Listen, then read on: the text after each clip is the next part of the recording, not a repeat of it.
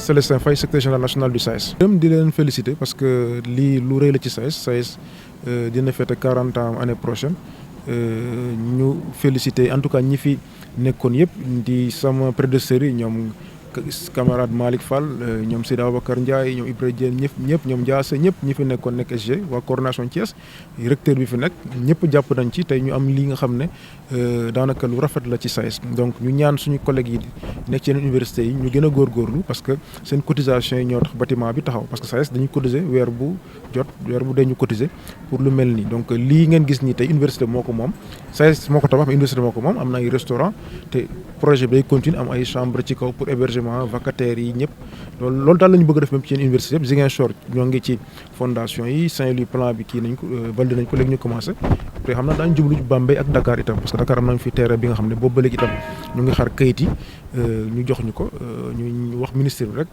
te jël nay engagement te kayit yooyu nga xam ne ci terrain bi nga xam ne ñoo ko moom ñu jàppale ñu ci pour génne kayit yi ndax ñu mën a commencé tàmbali suñu bâtiment boobu ca Dakar. Aujourd'hui après-midi, c'était le samedi 9 mars matin, pour assister au début de la réalisation d'une des directives du congrès du SAES de 2016. Donc ceci, c'est une réalisation des directives du congrès de 2016. Moins de 10 ans après, on a un bâtiment.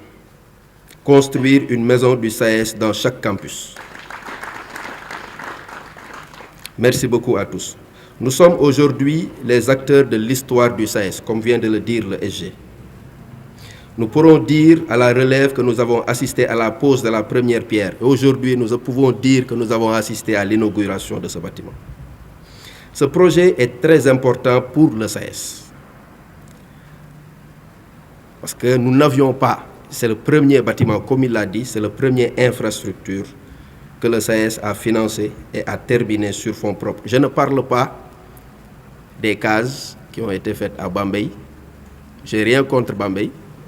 Je ne parle pas des cases à l'ISFAR, je n'ai rien contre l'ISFAR. Mais nous ne voulions pas une case, nous voulions un bâtiment. Et nous avons réussi à construire un bâtiment sur plus de 800 mètres carrés. Un bâtiment avec une fondation de R+3. Nous avions des semelles ici qui faisaient 2,50 m par 2 mètres, où il fallait couler 1,5 tonne à 2 tonnes de béton pour faire une semelle. C'est également un projet très ambitieux, dont le financement n'est malheureusement pas totalement bouclé. Je rappelle que nous avons commencé ici avec un premier chèque du secrétaire général national de 5 millions, le 9 mars 2019. 6 ans après, on a mis plus de 100 millions dans ce bâtiment. Et comme l'a dit le SG, ces 100 millions, nous avons pu les mettre parce que nous avons eu l'accompagnement du ministère. Le ministère de l'Enseignement supérieur a largement contribué. Et c'est l'occasion de remercier tous les ministres qui sont passés. Tous les ministres. En commençant par le ministre Mary Teuw Niane. En 2017, avant qu'on ne commence ce bâtiment, il nous avait donné 7 millions pour équiper la coordination. Nous n'avons pas dépensé l'argent. Nous les avons gardés. Quand le secrétaire général nous a donné 5 millions, nous avions eu 5 millions plus 7 millions, ça fait 12. Et c'est avec ça qu'on a commencé. Donc, le professeur Mary Teuw Niane, ministre, a mis ses premiers 7 millions. Nous avons eu le ministre Cheikh Oumar Anne qui a contribué 2 fois. Une première fois avec 25 millions, une deuxième fois avec 15 millions. Nous avons eu le ministre Moussa Baldé qui a contribué. Donc nous pouvons dire que ces bâtiments, on l'a terminé grâce à l'enseignement supérieur. À côté, nous avons eu de bonnes volontés qui nous ont accompagnés et c'est l'occasion de les remercier. Vous me permettrez de revenir sur une liste détaillée à la fin. Donc, aujourd'hui, comme vous le voyez, ce bâtiment, nous n'avons terminé que le rez-de-chaussée malheureusement, ou heureusement.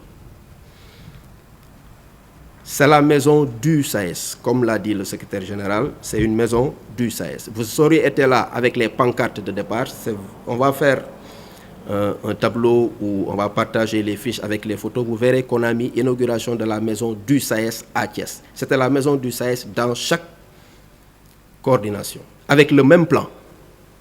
Normalement, c'est avec le même plan. Ziguinchor a commencé, c'est eux qui ont fait le plan. On a copié les plans de Ziguinchor et nous, on a commencé. Et on est heureux d'apprendre qu'ils ont terminé les fondations. Alhamdulillah.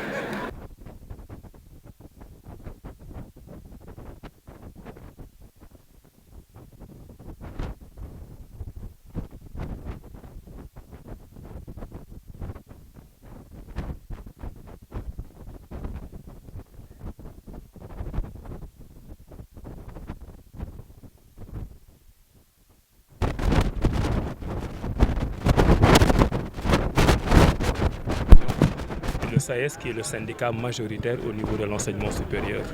Si les deux parties comprennent, et nous avons compris que nous devons travailler en partenariat, que notre destin commun c'est le bien-être de l'enseignement supérieur, nous aurons tout compris.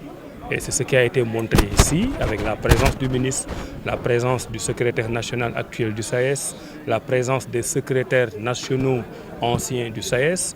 On a évoqué ici aussi plusieurs fois le nom de mes prédécesseurs qui ont joué un rôle pour l'établissement de ce siège. Ça veut dire que nous sommes une famille de l'enseignement supérieur, qu'on se soutient et que si on se donne les mains, nous pouvons parvenir à des résultats exceptionnels. La deuxième leçon qu'on a pu apprendre ici aujourd'hui, c'est que le SAES, qui est un syndicat majeur, n'est pas seulement dans une dimension revendicative. C'est normal qu'un syndicat revendique. Mais ils sont en train de montrer une autre facette de leurs compétences, de leur ingéniosité. Par exemple, l'ingénierie financière qu'ils ont utilisée pour pouvoir constituer ce bâtiment qui répond aux standards internationaux, c'est une compétence qu'ils ont pu montrer dans le cadre de l'exercice de leur activité syndicale. Et le ministre de l'Enseignement supérieur que je suis, comme l'ont fait mes prédécesseurs, va continuer à les accompagner. Et le dernier mot, c'est la dernière leçon, c'est que nous avons besoin d'un Sénégal de paix, d'un Sénégal de sérénité. Nous venons de terminer des élections présidentielles, des élections législatives. Nous entrons dans le travail, dans le temps de l'action. Et dans ce temps de l'action-là, le syndicat, le SAES, est un partenaire majeur. Ils ont l'habitude de répéter une phrase que je reprends moi-même à mon propre compte. On ne peut pas faire l'enseignement supérieur sans le SAES. On ne peut pas faire l'enseignement supérieur sans le ministère de l'Enseignement supérieur. Cela veut dire que nous sommes condamnés à être ensemble. Nous sommes condamnés à être dans le partenariat. Nous sommes condamnés à travailler ensemble. Et puisque maintenant, on va vers des grandes concertations sur l'université sénégalaise qui vont définir l'université sénégalaise des 25 prochaines années, nous avons besoin de toute l'expertise du SAES pour nous éviter les erreurs du passé et pour nous aider dans une mise en perspective pour que notre université soit la meilleure possible. Une dernière question face aux difficultés du secteur. Vous avez tout à l'heure dit qu'il faut des ajustements pour éviter les crises récurrentes dans le secteur. Effectivement, et la crise aurait pu être plus aiguë, plus dure encore, si on n'avait pas la compréhension des acteurs comme le SAES, justement. Parce que je l'ai dit, ils ont sur la table des revendications, mais ils ont accepté de ne pas insister sur un certain nombre de points, non pas parce que ce n'est pas important pour eux, mais ils savent que nous sommes en période d'ajustement. Et les concertations à venir vont nous permettre de trouver ensemble des solutions globales et nous allons bâtir l'université sénégalaise ensemble. Vous avez annoncé l'ouverture, la reprise des cours à l'université de Ziguinchor. Vous avez entendu certainement la réaction des étudiants. Quel est le message à l'endroit de ces étudiants? Vous savez, le SAES et moi avons un point en commun, c'est que nous croyons à l'autonomie des instances académiques. Donc c'est le conseil académique de l'université de Ziguinchor, qui est une instance autonome, qui a décidé que les cours vont reprendre à l'université de Ziguinchor.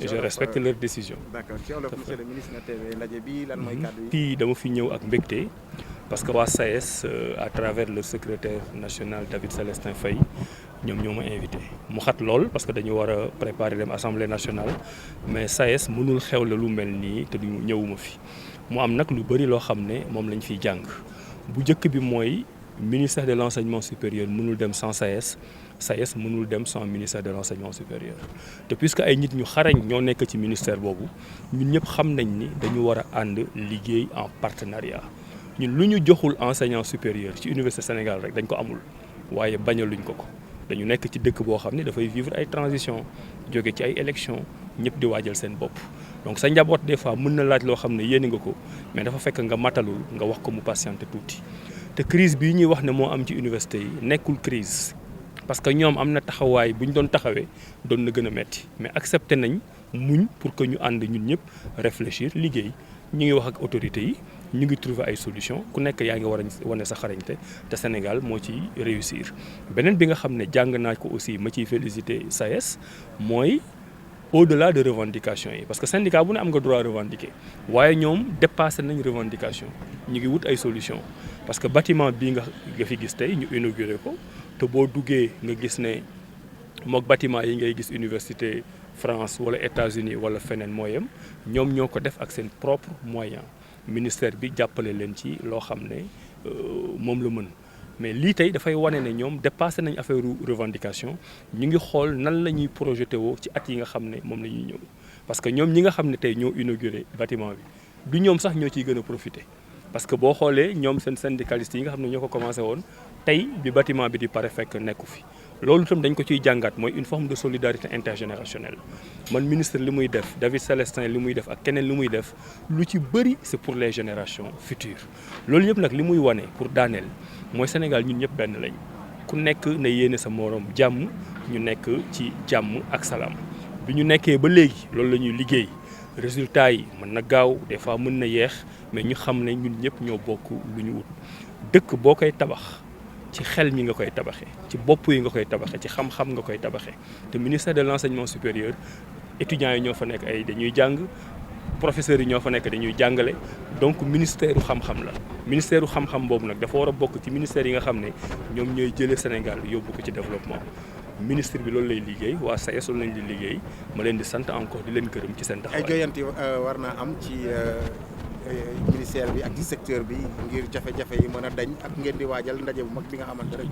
joyanti yu bëree bëri. foofu laa félicité SAES sànq parce que ñoom bu ñu taxawoon fa ñu taxaw ne lii la ñu soxla lii lañ bëgg dañ koy am léegi tout de suite dina gën a jafe ci ñun mais ñoom xam nañ ne ñun dafa am lu ñu fi fekk dépendrul ci ñun.